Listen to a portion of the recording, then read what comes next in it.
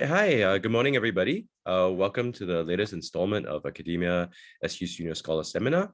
We're very happy today to have George Wong present his work on grassroots politics, looking at the sort of micro and very local kinds of politics in Singapore in particular. And I'm also really happy that Ben Reed from UC Santa Cruz was able to take my invitation to be the commentator for this session. He's a real expert on local and micropolitics in both authoritarian and non-authoritarian settings. But apart from the sort of substantive knowledge that he has, he also works on methodology in this area. So I thought he'd be a really great person to have to provide comments. I'm Ian Chong. I'm one of the editors for Academia SG. So this, of course, is not about me. It's about the presentation and the comments and the questions and the back and forth. So George will speak for about a half hour or so, and Ben will give maybe a 5+ minute set of comments, and then we'll take questions. And at that point in time, I can read off questions from the chat if you send them there, or if someone wants to articulate your question on video, do let me know. We can make arrangements for that as well. But all right, without further ado, George, please take it away. All right, thank you so much, Ian. And first of all, before I begin, I'd like to say a big thank you to SG Academia, right? The team that's really put this together. Ian, Yu Yan, who's here, right? As well as the team of SG Academia. And more importantly as well, Ben Reed, thanks for being the discussant for today. And, the audience really, wherever you are, thanks for, coming to this event. First of all, before I start, just like do a bit of disclaimer. I think this seminar might disappoint you in two ways. Firstly, because it is really part of a PhD dissertation. And this presentation is a very specific snapshot of highlights I would like to sort of share. It will not capture some of the accounts of the historical or organizational aspect. Secondly, is that I think everybody have questions about the grassroots that span different interests that may not be covered in the presentation. So what I hope is that whatever is not addressed, we will use the Q&A to do so later on. Right? So let's begin. So first up, in today's presentation, I will share how the research came to be, followed by two aspects of grassroots leaders, how they make sense of their roles in urban governance and politics. Then I will discuss neighborhood micro-governance and parapolitics in showing how these two approaches largely frame what grassroots leaders think they do. Finally, I will conclude by situating Singapore's case of community actors with some concluding remarks. So the genesis of this project really stemmed from an interest in what we call the community power debates, which is a mainstay in urban politics. The community power debate contemplates on the roles and significance of community actors as part of the process of creating urban political orders. Of the various approaches, right, Stone's urban regime idea featured as the most prominent. It offered scholars a way to situate community actors within urban regimes, allow us to really see how community actors influence local politics. The conclusion in the US context was that except for very specific local movements, community actors were fast becoming marginal. Speaking about marginality and coming from a very different political background, this conclusion got me curious in a slightly tangent way. Like in US cities, community actors' marginality was something common in other non-US cities as well. But the crucial difference was that it was not in the same sense that they did not have a seat in the table of power, but by being co-opted by state and party organs and seen as having little political will of their own. This is particularly so for state-sponsored community organization leaders in cities where there's a strong state or dominant incumbent party. And so this got me really thinking about Singapore's own community actors. Political observers here, right, would easily recognize the empirical elephant in the room, grassroots leaders. These are some 52,000 volunteers under the People's Association, a public agency under the Ministry of Culture, Community and Youth.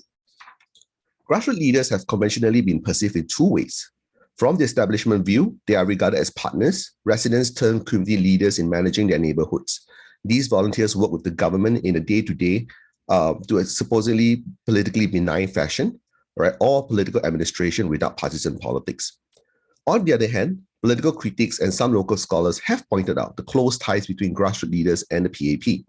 These led to criticism, with more charitable ones questioning the autonomy between state and party influences. Others, such as the most famous quote from Pritnam Singh, the current leader of opposition, simply state, some grassroots leaders are just here to do a hit job on the opposition. Despite heated differences, much of our knowledge of grassroots leaders come largely from works focusing on empirical evidences from the 1960s to the 1980s, a very different political climate compared to Singapore today. As such, a contemporary update of this segment of community actors was compelling and hence the study. My approach began by taking both sides of the debate seriously in asking the question, who are grassroots leaders in Singapore politics today? So for those of us who are not familiar, these are some pictures of grassroots leaders taken from the People's Association. These photos are essential in giving us a glimpse of how the public agency presents its volunteers, from doing house visits to organizing community events and conducting policy sense-making with state actors. In that sense, it is a visual representation of how the establishment narrative looks like. In this presentation, I share how we can transition from the establishment view as depicted earlier into finding out how grassroots leaders make sense of themselves and their works from experience. Here, I'll be focusing on two things, neighborhood governance or neighborhood micro-governance and parapolitics, and discuss how they tie in with urban governance and regime durability. This research project involves mainly an ethnographic study of grassroots leaders in 6 neighborhoods over the span of 2 years. In some neighborhoods, I was an observer. In others, I participated as a grassroots leader because I am a strong advocate of the idea that it takes one to know one. The fieldwork was also supported by interviews and archival materials drawn from various sources to help augment the analysis on the field data. And for those unfamiliar with Singapore's neighborhood, this is a visual impression of 47 district, a political constituency covering 4 neighborhoods in this study. Typically, neighborhoods in Singapore are designated into private or public housing estates, and the latter is where 80% of Singapore's local population reside. Each public estate is often designated with a local resident committee or RC, with a population between 700 to 1,500 households, while private estates have a neighborhood committee without such limits. Another feature public housing estates have is the Resident Community Centre, which functions as the place of business and activities for grassroots volunteers. There is also a larger constituency office, as you can see in this picture here, in each of these districts that host constituency level events. And most of my time, therefore, is spent around these neighborhoods that looks like this, as well as the offices with grassroots leaders. So in my first part, I'll be basically looking at neighborhood micro-governance. In the first part of the presentation, right, I use neighborhood micro-governance to frame the discussion of grassroots leaders' urban governance. This approach situates the neighborhood both as a space and objective of intensive governing. In other words, it becomes a hyper-local activity encapsulated in the intervening of everyday neighborhood affairs in micromanagement fashion, rendering the impression of a government next door. This is best depicted in the PGP model that I show here, that the People's Association used in orientating new grassroots leaders into the fold. Micro-governance here is defined through the activities of providing feedback, adjudicating neighborhood issues and disputes with residents, and supporting delivery of public services to residents' doorstep. The central assumption is that these activities are only made possible by proximity and close proximity to residents. This led to the idea of double agents through my findings. Straddling between state and societies, grassroots leaders play a balancing game in serving in the interests of both state and communities by offering both groups or each group what they desire. Of course, grassroots leaders have their personal interest in choosing to associate themselves with either the state or community, but a common consensus among those I spoke to indicated that good grassroots leaders were those who were able to negotiate and balance these interests in what I call a boundary of conduct. What that meant is that grassroots leaders who veer too much outside of this boundary of community, state, or self-interest will lose their legitimacy as local leaders. Thus, as they balance these interests, grassroots leaders become the very embodiment of ensuring that the roots of the state stay firmly without being rejected from the ground. But what this means also is that no two grassroots leaders are the same in terms of their orientation within this boundary. And by extension, no two neighborhoods have the same level of state-community dynamics.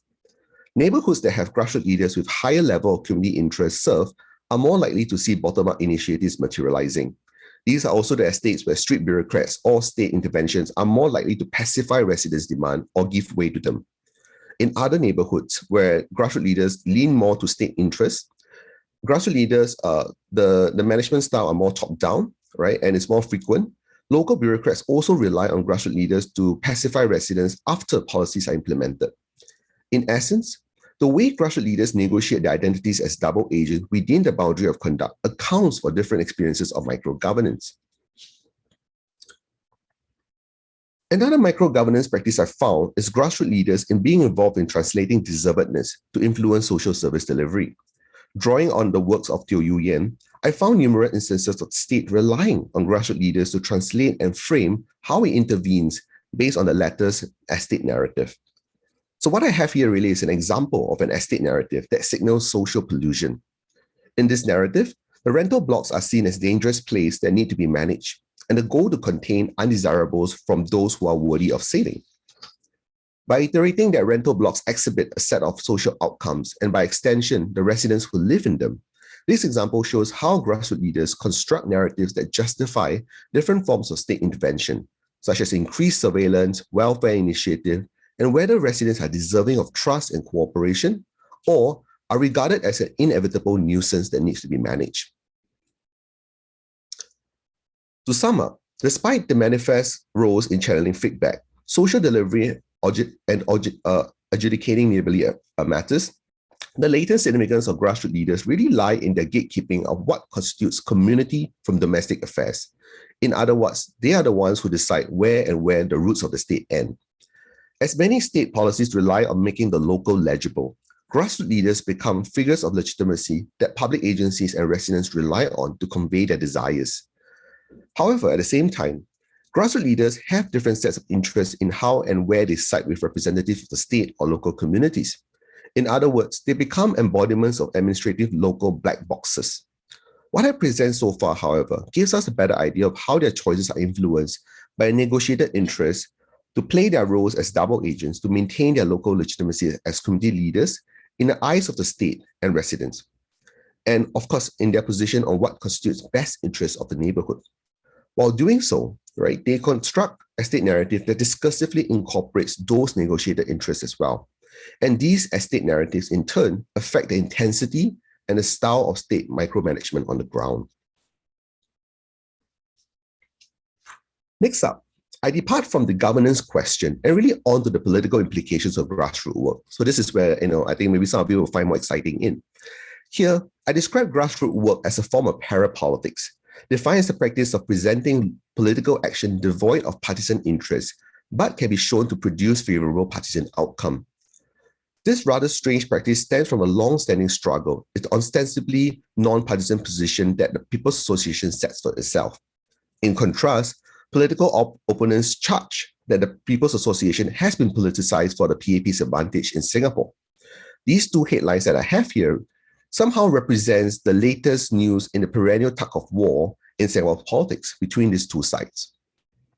In my work, I wanted to find a recourse to unpack how grassroots leaders and their work can reconcile these seemingly opposite arguments that we see here. And through the concept of parapolitics, I offer two ways of doing so. The first is through home styles. Home styles, coined by Fano, constitutes the strategic representation of a local political identity to maintain or increase political support. In other words, it is political impression management. This concept is particularly useful because it explains the political advantages that PAP MPs and candidates obtain through political visibility that is later converted into political points used in electoral campaigns. Another important reason for the utility of home style is that it corresponds to how PAP MPs cultivate their own local political identities rather than party colors in the neighborhoods. While seemingly a benign finding, it clarifies a very important distinction from previous empirical works that party narratives dominate electoral discourse during election. In my own work, I counter by arguing that politicians' narratives have in recent years become far more important and pronounced through their home styles and are equally, if not more important and compelling, a pitch that resonates with their respective electorates within their home grounds. But the political use of home style can only be made possible through three important steps. The first is the overlapping political identities between PAP MPs or candidates and their roles as grassroots advisors. Appointed by the government, these overlapping roles allow PAP MPs and candidates to invest in People's Association resources into themselves as de facto leads of municipal developments, claiming public contribution as political ones. This also aligns with the political culture of associating municipal development as political developments in Singapore, and enables a decoding process of home style as valence politics on the part of the MP within the electorate. Finally, Because PAP MPs have the de facto power in grassroots organization, grassroots leaders are very much motivated to bring opportunities and resources to these MPs to cultivate their home style in exchange for benefits offered by the grassroots leaders. These include national awards, being conferred senior position in state-owned associations, and other smaller perks offered. So these are some examples that I gathered from the website in showing how the People's Associate resources are really converted into political visibility through the visuals such as banners that we are all very we see it in our town every day, as well as being special guests for events, right? Such as, for instance, you will see your MPs in National Day events, so on and so forth. So these really all help in helping the PAP MPs and candidates develop political contributions in keeping the party costs low and maintaining the narratives of valient politics when election comes by. Another critical way grassroots leaders engage in parapolitics is their involvement as core group members. These core group members are differentiated from political machines in the sense that they do not directly canvass votes. Instead, they form a sort of political staffing group where the goal is to preserve the PAP MP's local regime as steadfast as possible. In another sense, they are also a measure of the PAP MP's political power based on the extent of what they can do through these core group members. Grassroots leaders who meet the criteria of capability and loyalty to the MPs, and typically this takes a bit of time, are typically recruited as core group members. The group is often the de facto apex political organization, and members consisted mostly of senior grassroots leaders and who are almost always local PAP activists. In other words, every single constituency, you will see a core group and the other one basically running the show behind the scene. One pattern that I found was that most core group members were recruited from grassroots into the political party, instead of the other way around, as earlier empirical works have suggested. The most common three roles that exist in these places were bankrollers, organizers, and enforcers. As the name suggests, bankrollers signify the financial muscle of the MP, while organizers keep MPs' home-style opportunities running, and enforcers basically recruit, maintain internal discipline, or monitor threats to the regime from the outside. If grassroots leaders are indeed involved in parapolitics, how do they actually reconcile with the supposed institutional autonomy between the PAP and People's Association? So in trying to make sense of how grassroots leaders think, I offer three positionalities. The first is what I call MP-oriented positionality. Grassroots leaders who fall into this category typically regard service to the MP not as a partisan affair, but as a personal relation to the political figure. As this interview quote I have here suggests, grassroots leaders do make a distinction between the two and disassociate themselves with any partisan aspect in their service to the PAP MPs. As you can see here, right, in this little quote by Ms. Xu, the distinction is worded in how this distinction is worded as political. And that signifies a graduated difference in how grassroots interprets what constitutes partisan and non-partisan. Whether it's an excuse or simply really that they really think so that there's a difference, the positionality that exists, right, is actually one of those that's most common in my observation with grassroots leaders. So most of them do take this position quite commonly. The idea that there is a difference between serving the MP and serving the party. On the other hand, right, we have the next group, which are what I call the PAP or partisan-oriented. And these are the groups that would not only acknowledge the partisanship, but also present this relationship as vitally an extension of PAP's ideology in community work. As the quotes here suggest, the effectiveness of one grassroots work is accepting that one can only be a political activist and a grassroots leader in marrying the two to produce a narrative of what I call pragmatic nationalism, or the idea that as long as one has the best interests of Singaporeans at heart, party association to the incumbent government or incumbent government bear little difference, right? So you can see here that both of these seem to agree that there's no issue, in fact, in presenting one's party colors as well as one's commitment to the grassroots work. Also, right, one finding I found was that PAP-oriented positionalities tend to be quite pronounced in opposition wards. So for those who are not, in the PAP wards, the positionalities among grassroots leaders there was quite and more common, where the overlapping of grassroots work as political work is not really excused away. The demarcation of people's association facilities and resources in the opposition wards are not only kept separate from opposition, which are typically run by the town councils, they also overlap in terms of activities and outreach. Right? So for example, if you are living in the opposition ward, you will find that you have two poster boards for some reason. One is being managed by the Grassroots, and the other being managed by the opposition political party. And the reason is because both of these will be sharing very, very different news, and they don't allow each other to cross into it. Also, right, they also have concurrent events during festive seasons. For example, one of the things that I found in Aokang, right, which is under the Workers' Party, has a history of concurrent National Day dinner celebrations. So for those of you who live in Aokang, congratulations, you can eat twice the dinner, right? One will typically be organized by the Worker Party, and the other will be organized by the Aokang Grassroots organization. And funnily enough, both of these events will be held at the same time, right? So there is, some kind of competition at work as well. Lastly, I've also found that grassroots leaders who steer clear of partisan politics as best as they can. These individuals, like I have here in this little few note, do so often because they do not wish to associate themselves with the party, but still wish to get involved in grassroots work because of certain benefits, or simply because they wish to volunteer. Due to their eschewing of local politics, these individuals typically hold very low positions within the grassroots organizations, or eventually converted into the earlier two positionalities that I talked about earlier as time progresses, right? So this group are one of the smallest group and tended to be related to grassroots leaders who come in quite early in their service volunteerism, meaning after a while, they will eventually become one of the two that I mentioned earlier.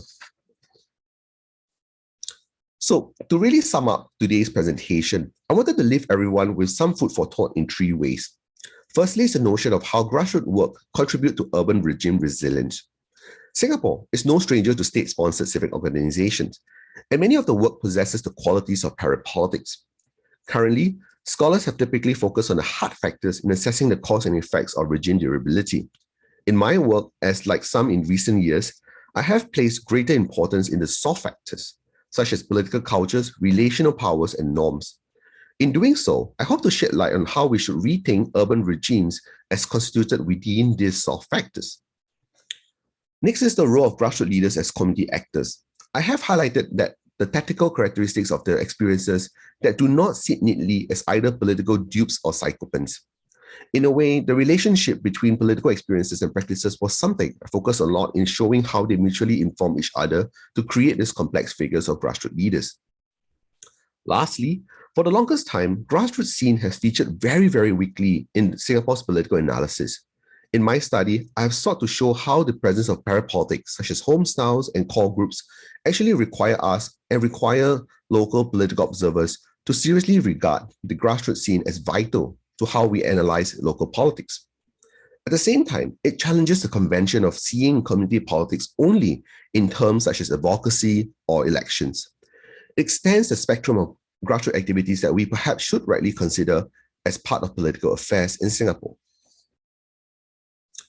The last slide I have here really is meant to situate Singapore's case as a sort of comparative contemplation of the impact of state-sponsored community actors in urban regimes. So drawing on some of the cases that we see here from other works, Singapore's case fit in rather nicely within this, what I think is a high impact spot, alongside other cities with similar experiences. This kind of comparative analysis also opens up, I think, more important questions surrounding the relationship between community powers, democratic reforms, and regime durability. We often see that reforms aimed at partisan detachment often led to the very crisis of community powers itself, such as in Japan, Tokyo, as well as in South Korea, Seoul, making community actors and residents' interests less responsive to urban regimes. Correspondingly, right, in the high impact box, how do we not throw the baby with the bathwater out during political transition, even when these are the very structural power that protect the incumbent that one must put in order to usher effective regime change? So with that, I come to the end of my presentation, right? And I will, have the discussion before we do a Q&A. Thank you very much. Thank you so much, George. It's fascinating. Without much further ado, can we just transition to having Ben give us his comments? Thanks. Okay, thanks so much. Can you hear me okay, George? Okay, glad to hear it. My cat here is joining me in this academic proceeding. So it's such an honor to be here, and I'm so delighted to have a chance to engage with your work, George. As I told you just now before we got started, I'm just tremendously stimulated by what you've done here. I think it's really great research that you've done. I love that you've done deep ethnographic research in Singapore.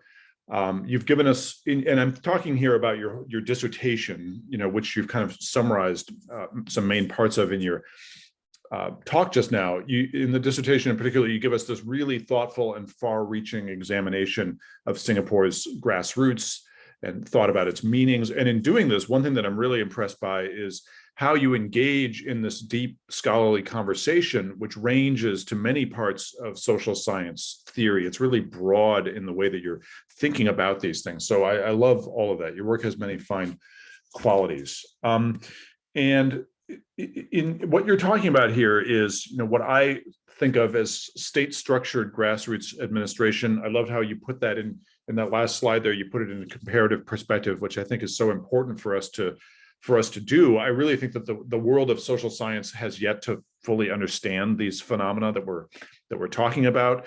When we think about these kinds of state-structured grassroots administrative bodies, we are talking about a phenomenon that is mostly found in East and Southeast Asia, not exclusively so.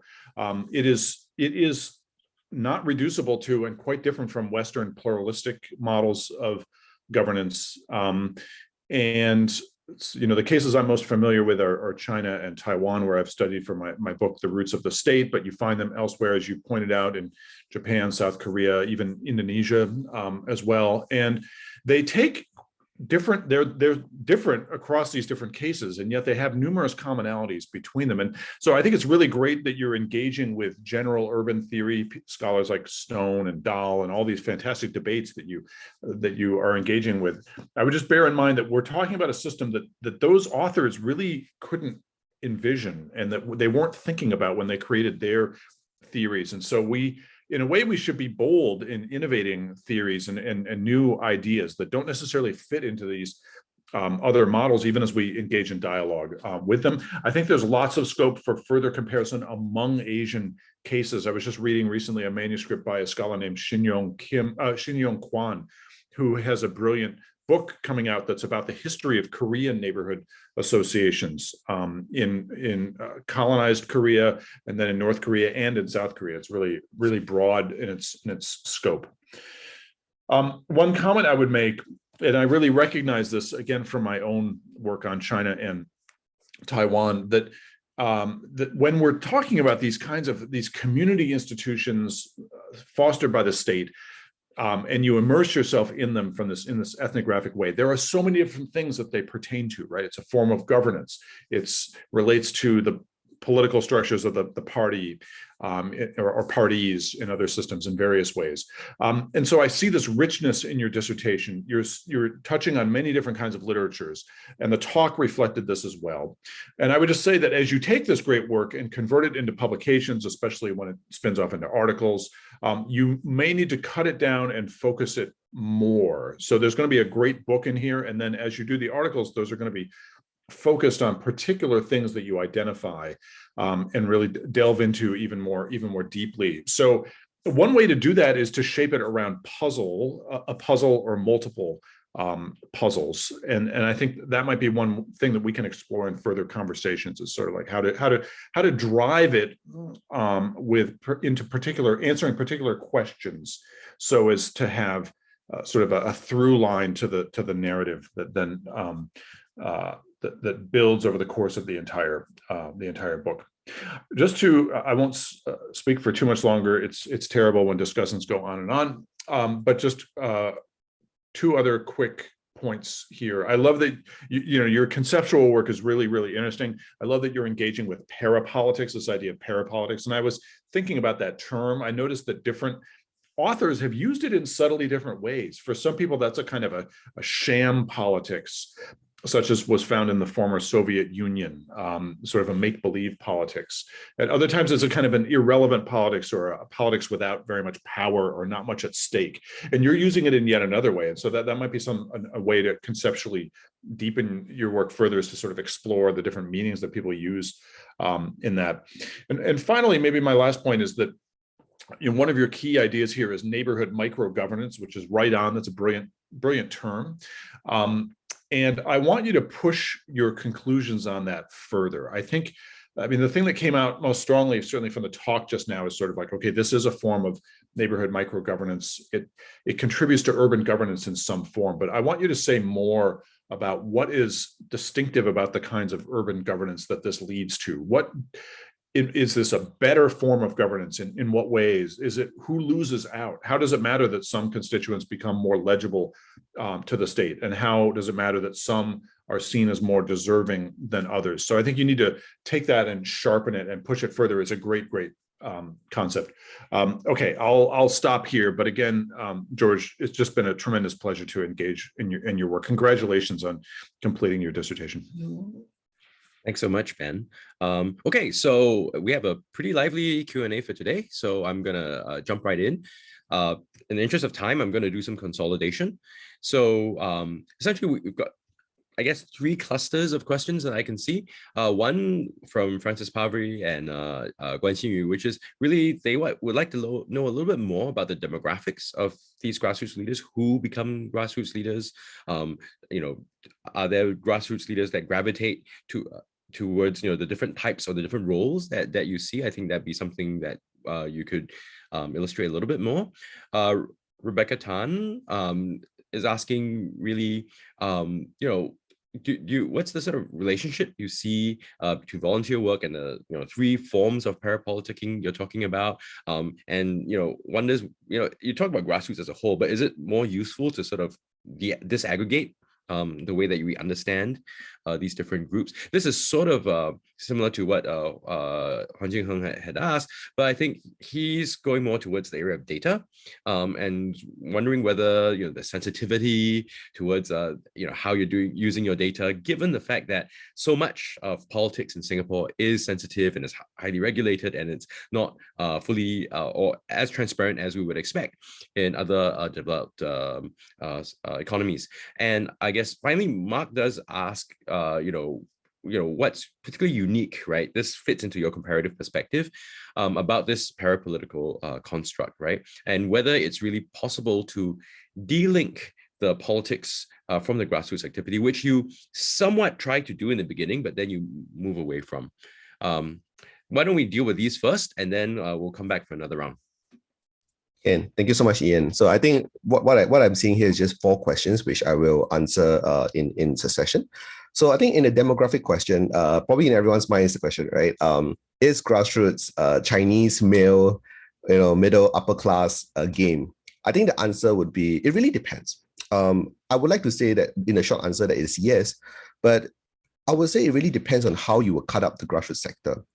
As a whole broad institution in and of itself, the 52,000 members that we see, that, you know, that I've mentioned earlier, are quite diverse. I would say that you can definitely find, you know, racial diversity, ethnic diversity, gender diversities in some sense as well.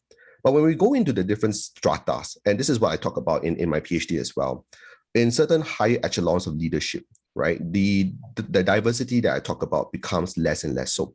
I always like to say that in the upper echelons, where I'm talking about, right, the senior grassroots leaders and the leader type grassroots leaders tend to be Chinese male, typically in business or professional, you know, capacity. They are what we call the taogeis, right, or bosses in Singapore, and they have some kind of corridors of power that link them across grassroots constituencies as well, meaning they know each other across the different constituencies and all. And in spite of my short, you know, time spent with them, I do notice that there is almost sort of like, you know, I would like to say a cabal, but really, you know, a kind of association, right? They know each other, they bring each other in. This is how they end up in the positions that they are. And in doing so, right, that kind of diversity is what I don't see at the top. But it doesn't mean that I think that at the level of the PA, nothing is being done. I think this is what, right, the People's Association is very keenly aware of.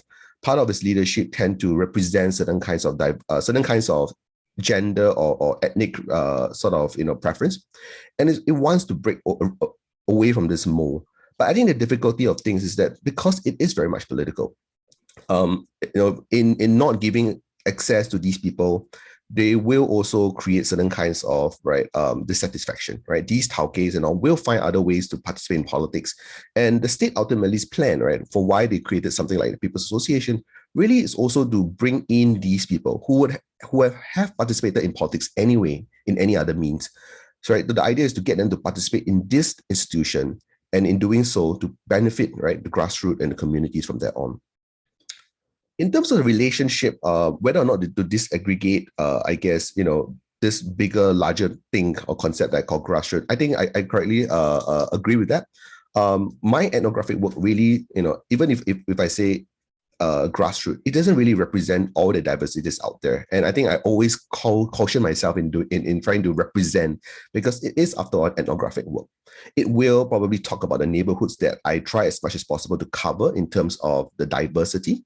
But I would say every neighborhood is as unique as it can get, right? For instance, if one were to go to Geylang Serai and do ethnographic of their grassroots, it might come out in a very, very different form as, for example, in Nisun or in Bukit Batok, right? I'm just, coming out with names, basically.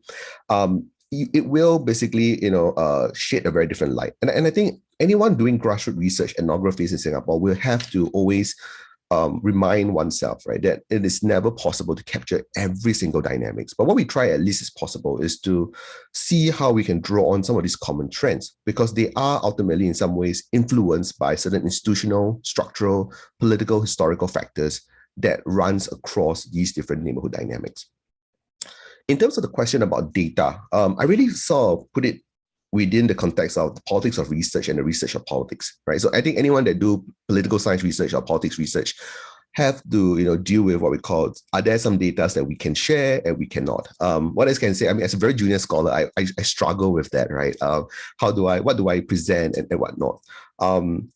What I try to do as much as possible is really to ask myself, beyond all this politics, right? Whatever I'm presenting, is this a fair representation? I wouldn't say maybe representation. Is this a fair account, I think, that I would give as an ethnographer? Because I always remind myself that as an ethnographer, as we do that with any other kinds of groups that we study, we want to respect not just the research that we do, the scholarship, but also the people whom we are engaging with, right? And this is very funny because most ethnographies, I would say, tend to study from below, also sorry, from the top, meaning so the researcher has a lot more power than the subjects typically. But in this context of politics research, is typically a study from below, right? The researcher probably has not much power in certain contexts compared to whoever he or she is talking with. And I think it's about the respect as well. How do we engage a kind of respect that, on the one hand, respects this kind of authority, but on the other hand, also bring in the respect that we think is deserving of any other kinds of participants that we engage with within ethnography. Last but not least, I think it's a question of, is Singapore's grassroots system unique in the parapolitical construct? I would like to say the short answer is yes, but I think that's kind of like copping out, right? Trying to say everything is unique and therefore everything deserves study. Like what Ben has mentioned earlier, I think the point is not to say that Singapore is just unique. Right, it's not to buy into that narrative of exceptionalism, right? And then say, Singapore's politics is exceptional and therefore we deserve to do what we want. I think the point is to see there are comparative elements across different regimes, right? In East and Southeast Asia, but not exclusively, of course. And the idea is to see how that really transform or translate to the kinds of political change that we want to see in our society as well. For instance, I like to use Japan's example, Tokyo example, the LDP 1955 system, as sort of like a narrative of where Singapore might be going. All right, other scholars may disagree. But I think this is where that comparative element offers us a way to speak about what kind of futures Singapore might have in terms of its politics, in terms of its grassroots management. And I think from a political angle, for those of us in this room who are politicians or who are acting on behalf of your political MPs, it's really the question of, right, why are we doing the things we're doing? It's very easy to say we want democratic transition, right? And then we, and probably the first kind of things that, people would do in democratic transition in Singapore is de-link the PA from the PAP, right? But I think the problem here is that in doing so, one would be sort of, one would realize that the benefits of those embodied links will be lost, right? For instance, MPs will no longer, whoever MPs, PAP or otherwise who are doing, will find it very difficult to connect with the ground, right? Would that mean that there will be new ways of connecting the ground? I hope so, really. But what I do see, unfortunately, in many of the urban regimes elsewhere is that residents' voice matter very little in the conversations around how the city is developed. Businesses and all become the ones who decide what is going to be community interest, like we see in South Korea and Seoul, a lot of struggles between resident communities versus, business developers. And I don't know whether that's the kind of Singapore politics that we envisage as well. All right, let me get to the next few questions, which actually sharpens this question about comparativity, right? So Nyam Shatong, he's asking, he says, well, he sees lots of parallels between Chairman George's calibrated coercion and what you're doing. And that's really in the context of, well, when you look at other places where the sort of grassroots politics has atrophied, right?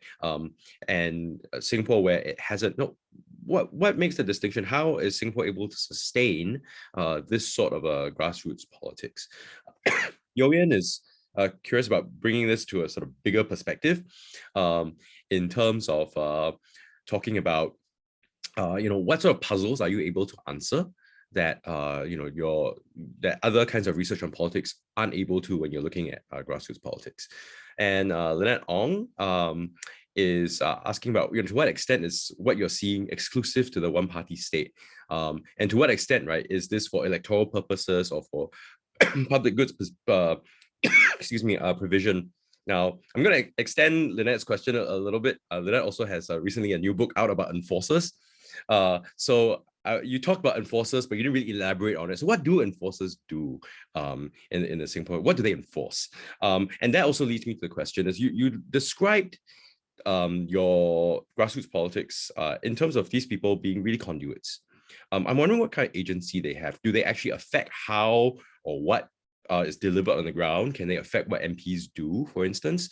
And also, you talk about these business people there. I'm wondering if you could elaborate on that too, because what business people often do in political settings is they lobby, right? So they do the grassroots work, but they have other kinds of agendas and plans going on as well. But you really didn't describe that other activity that they can also engage in. So yeah, whole bunch of stuff, but I'm wondering if you could talk about them. Thank you. Thanks, Ian.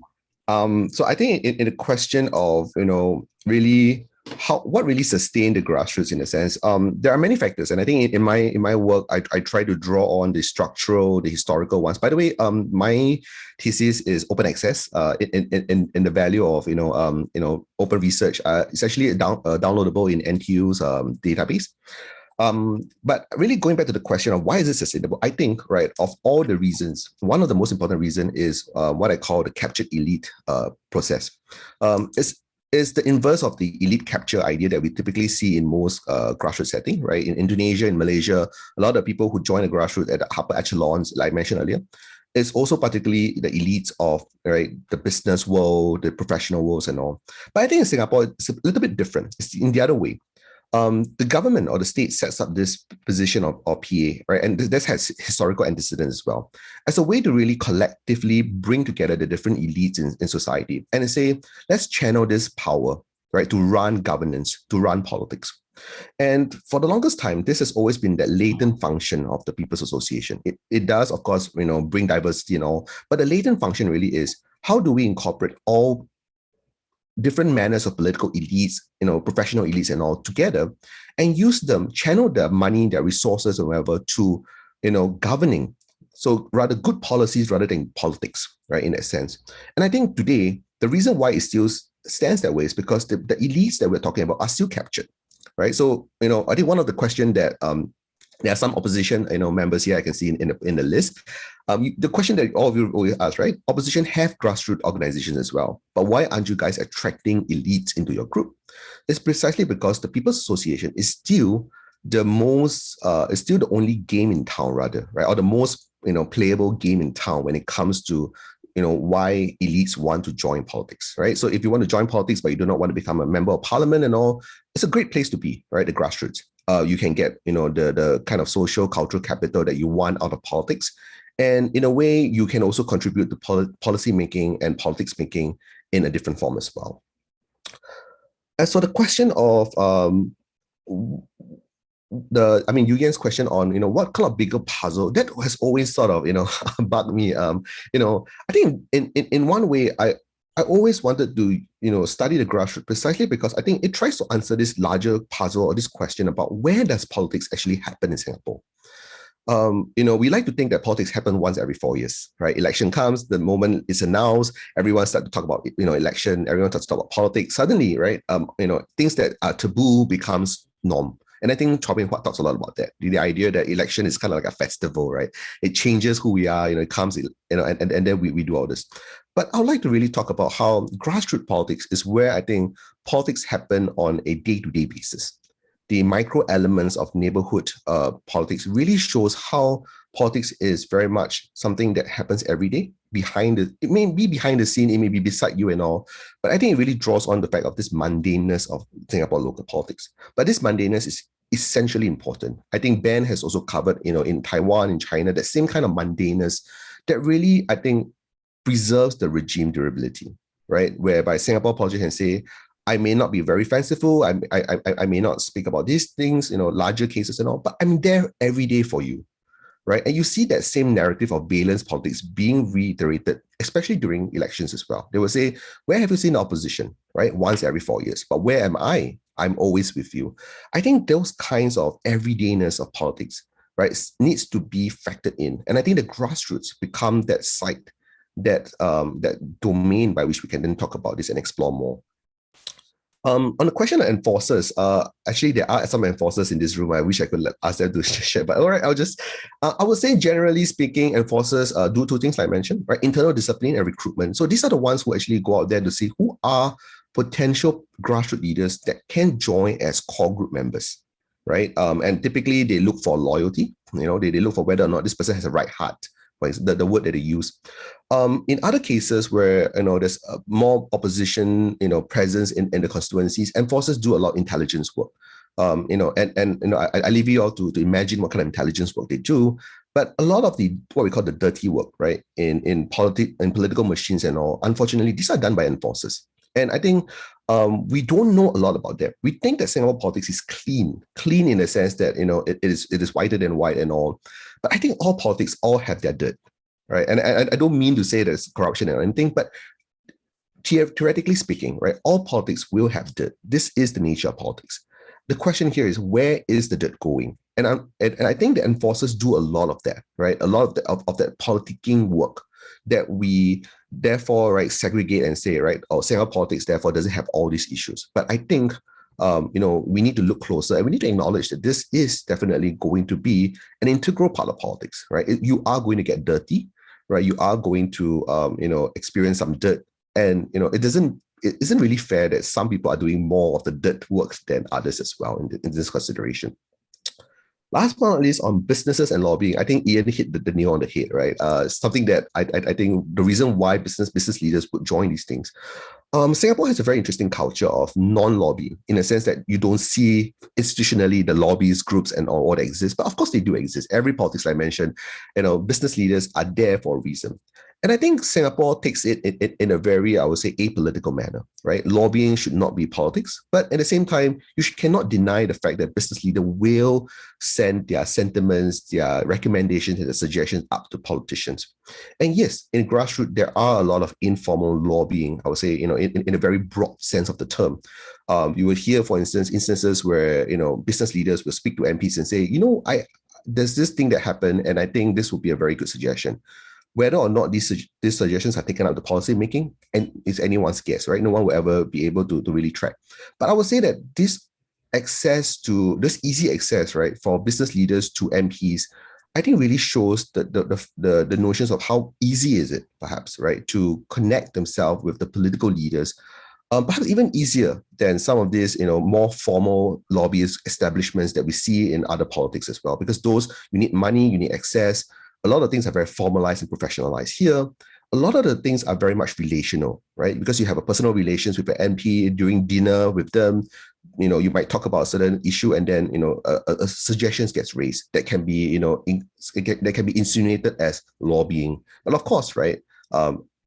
the formal sense of lobbying really doesn't exist in the same way as we see in other political contexts.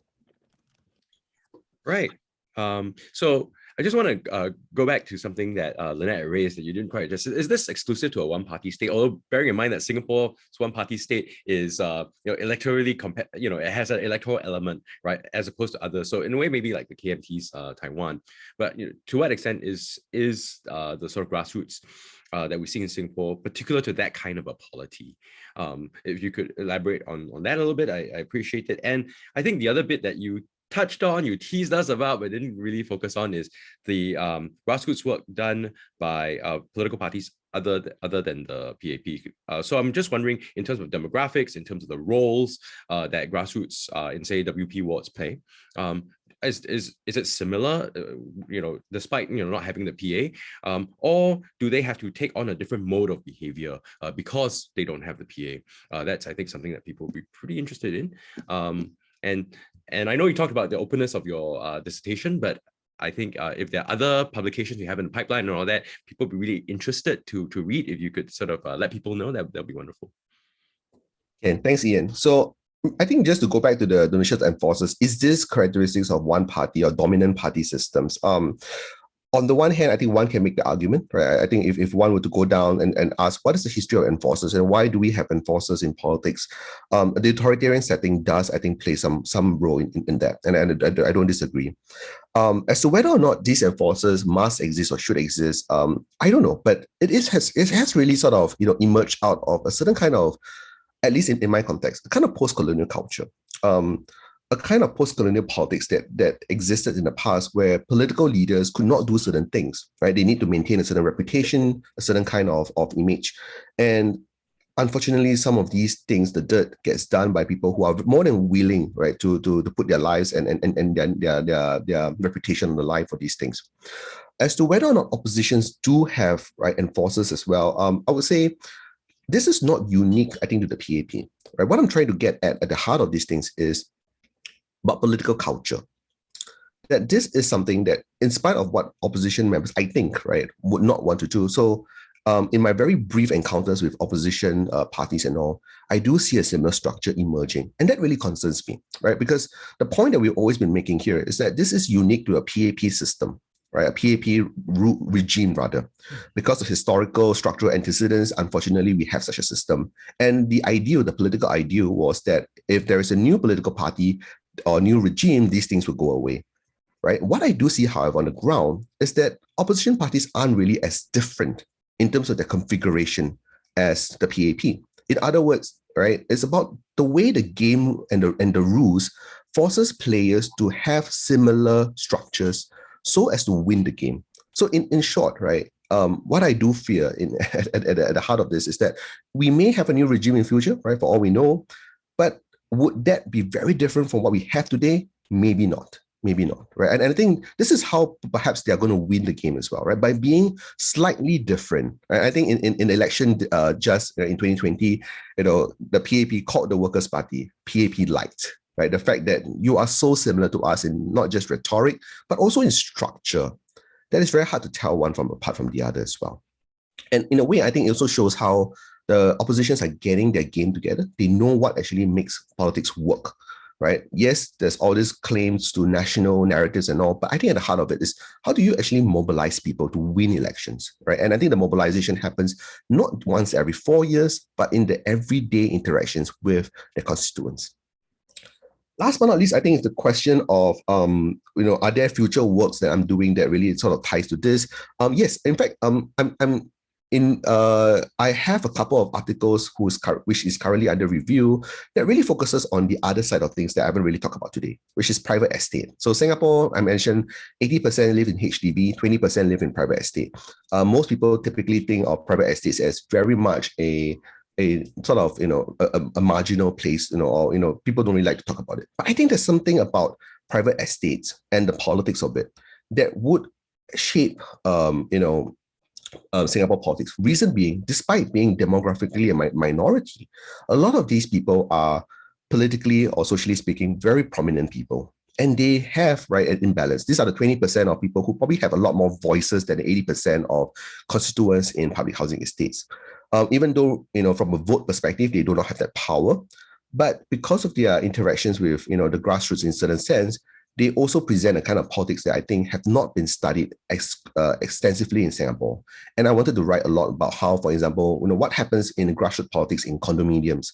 This is something that we haven't really explored all more yet. And, for those of you who are interested, happy to discuss along those lines. Yeah.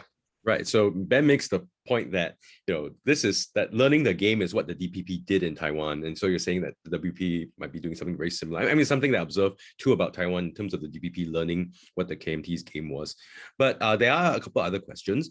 One is Chua Mei Hong is asking, in terms of renewal, so in what sense are these grassroots organizations attracting younger members? Or are they sort of more linked to the sort of outgoing third generation and losing traction? And Mark has another question, which is when you think about lobbying in a very, very broad sense, right? What's the sense of the different kinds of people who do it, and whether they behave differently, or there are different kinds of people, whether you're in a political office holders ward, or if you are in a backbenchers ward. So if you could elaborate on that. Thanks, Ian. So very quickly, renewal. I think the sense about grassroots is that we typically think grassroots is something that's, phased out, right? It's the older generation stuff and all. But from just numbers alone, right? The number of volunteers coming in and all, we actually do see increasing interest in grassroots. The volunteer numbers are actually increasing, right, over time.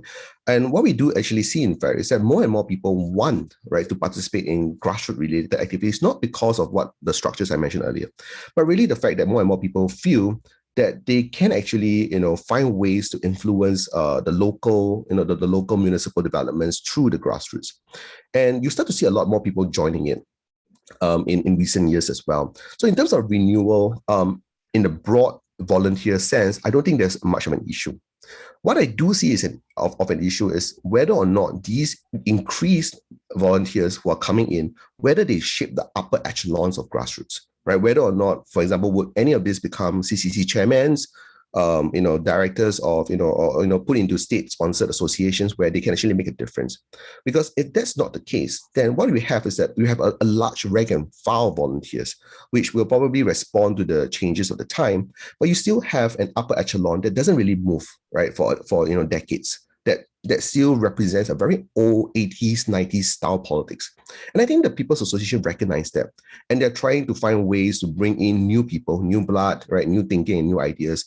But then there's also the politics, the small p politics of it, right? How do these older groups of people engage with the newer ones?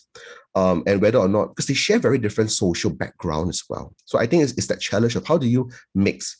And this is really goes to the point of the politics of social mixing. Right? We talk a lot about social mixing as a way to create diversity, but really the politics of social mixing, can the older generation of upper echelons, made up of people who are also clan leaders, right, business leaders, association leaders, like for example, the Chinese Chamber of Commerce, would they be able to mix around with young professionals, CEOs who are in their 30s, for example, who want to come in and say, hey, I have a new idea, and I think the things that you've been doing for the last 20 years is kind of not right, right? And I think that's the challenge that the People's Association have in the future. As for the last question on, I think the question, sorry, can you reiterate the question again? Oh, sure. So it's, what's your sense of when you think about lobbying, right? What are the sort of differences in profile about people who engage in this sort of thing, whether the nature of grassroots work varies, right, between constituencies because they're office holders and then they're backbenchers, yeah. Definitely. I think we don't have to sort of go very into that, but really, so in the places that I studied, right, policy office holders definitely get a lot more more volunteers, right, or people willing to volunteer with them because they have access to certain kinds of policy making channels or platforms. And that's very true for any political settings as well. In Singapore, that's quite true. Even in the sense of how and who volunteers for whom, right? So if you have a policy office holder, typically you will see certain business leaders joining the grassroots because they know that having a minister in your dial, in your mobile phone, right, and on a WhatsApp channel, is kind of very powerful. You see these differences coming along as well with backbenchers. So a lot of backbenchers, when they first start off their politics, right, they just come into election and all. The first goal they always have is, how do I build up my core group? How do I build up a group of people whom I can rely on? And they typically struggle unless they have a mentor or they have a senior political office holder that recently retired and all, and pass them down, right? These contacts. So it's like a bit like the Japanese oyabun kobun relations there. But for backbenchers that have no such benefits, they actually have to build up their own relations and all. And it's a struggle, really, because I think grassroots leaders themselves are also quite strategic, right? They want to choose the people they serve. And they also, right, strategically choose the people that they serve in order to satisfy whatever personal reasons and interests that they have. And I think that really tells us a little bit about how it's never really just a top-down perspective, right? There's a lot of tactical thinking processes that happen at the everyday scene that we do not often see, right? And I think that's something that I want to bring up more as well, to show that all this relational power, right, in a very Foucauldian sense, allows us to understand and explain why people do the things they do, and some of the struggles and constraints that they face in trying to get up, right, into the politics of things. Yeah. I just nudge you on one small point. So when you talk about the grassroots being built up by the new MP, right? How much is this insulated from elite capture, which you had mentioned earlier? Because you also see MPs serving on boards of companies, getting directorships and all that. So those issues do come up. Well, I would say it really depends. I don't have the evidence to really show, but what I do perhaps suspect is that these core groups, right, that I talked about earlier, right, within MPs, that same alignment can be made of perhaps the larger, political bodies up there. For example, I just give you one thing, right? We all know that in Singapore politics, GRCs exist. And in every GRC, group representing constituency, there is an anchor minister. And I do notice that there is a very interesting relationship between the anchor ministers and the MPs within, not just in the sense that they are, of course, colleagues and, on the same party, but that there are affiliations, right? So there's a reason, for instance, why certain MPs are brought into certain GRCs over others. And they themselves, I never have the evidence, but I suspect perhaps there is something more to that, right? And these backbenchers MPs are not just brought in because of their ability to lead, right, as MPs as well, but there's also that relational factor of the same kind of core group dynamics I spoke about earlier, right? But of course, right, I hope to live long enough to write about these things. So we'll see. We'll see how it goes from there. All right, thanks. Fascinating, very lively Q&A, and this brings us up actually to time. We're about 3 minutes over. So I'd like to thank George, of course, for his wonderful presentation, and Ben for his really great and insightful comments. I'd like to thank all of you for taking your Thursday morning off to spend with us, and hope to see you all again for our subsequent Junior Scholar seminars. Thank you all very much. Have a good day. Thanks, everyone.